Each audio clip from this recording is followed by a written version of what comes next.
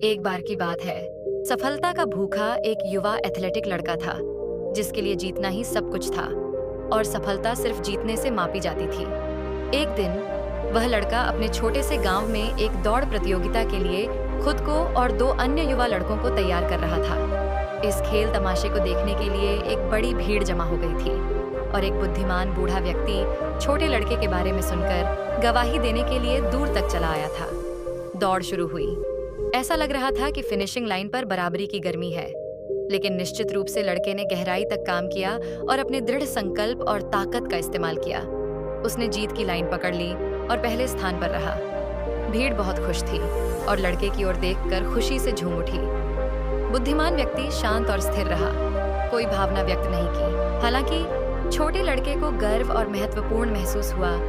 कुछ समय बाद एक दूसरी दौड़ बुलाई गई और दो नए युवा लड़के जो कि फिट, चुनौती देने वाले थे, उनको उस छोटे लड़के के साथ दौड़ने के लिए बुलाया गया। दौड़ शुरू हो गई थी और निश्चित रूप से उस लड़के की बराबरी कोई नहीं कर सका और एक बार फिर वह पहले स्थान पर रहा। भीड़ फिर से प्रसन्न हो गई और लड़के की ओर हाथ हिलाकर जय जयकार करने लगी। बुद्धिमान व्यक्ति स्थिर और शांत रहा। उसने फिर कोई भावना व्यक्त नहीं की। हालांकि छोटे लड़के को गर्व और महत्वपूर्ण महसूस हुआ। बुद्धिमान बूढ़े व्यक्ति ने आगे कदम बढ़ाया। आगे छोटे लड़के को दो नई चुनौती दी, एक बुजुर्ग कमजोर महिला और एक अंधा आदमी। बूढ़े ने छोटे से पूछा, क्या तुम इन्हें हरा दोगे? लड़के ने जवाब दिया, इनसे जीतना मेरे लिए कोई जीत नहीं होगी। कुछ देर बाद दौड़ शुरू हो गई और लड़का ही एकमात्र फिनिशर था। बाकी दो चुनौती देने वाले शुरुआती लाइन पर ही खड़े रह गए। छोटे लड़का ने आनंदित होकर अपनी भुजाएं ऊपर उठाई। हालांकि भीड़ चुपचाप खड़ी थी और कोई भी छोटे लड़के के प्रति भावना नहीं दिखा रहा था। लड़के ने बुद्धिमान बूढ़े व्यक्ति से पूछा, क्या हुआ है? इस बार लोग मेरी सफलता में शामिल क्यों नहीं हुए?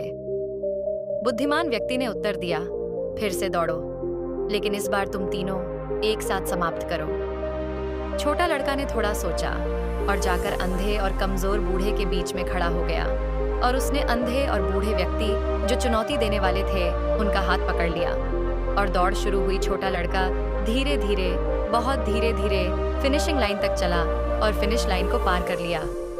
भीड़ बहुत खुश थी और लड़के की ओर देखकर खुशी से झूम उठी।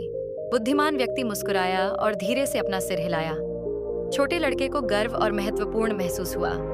छोटे लड़के ने पूछा, मुझे कुछ समझ नहीं आया कि भीड़ किसका जयकार कर रही है, हम तीनों में से किसका?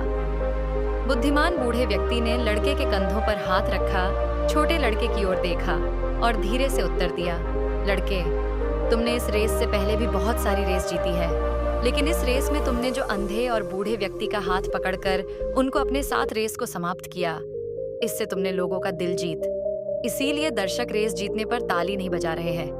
तुमने जो किया उसी लिए ताली बजा रहे हैं। आप अपने जीवन में देखेंगे तो आप सोचेंगे कि आप किस लिए भाग रहे हैं। क्या आप सफलता के भूखे हैं? क्या जीतना ही आपके जीवन का एकमात्र उद्देश्य है? आप किसके विरुद्ध दौड़ रहे हैं?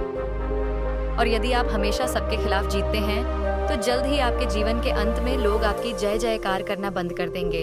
यदि आप पीछे मुड़कर देखेंगे तो सवाल यह है कि इस दौड़ में आपके बगल में कौन दौड़ रहे थे? यदि वे कमजोर और बूढ़े थे तो क्या आपने उन्हें सीमा पार करने में मदद की? क्या आप सभी ने एक साथ समाप्त किया?